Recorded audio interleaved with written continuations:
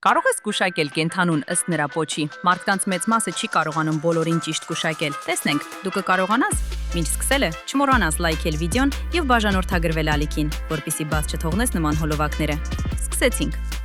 Որ կենդանու պոչն է սա։ Սա խոզ է։ Հաջորդը։ Եթե սա գիտես, լայքիր վիդեոն։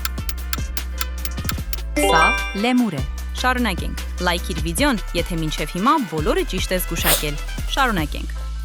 Որ կենդանու պոչն է սա։ Սա զեբրա է։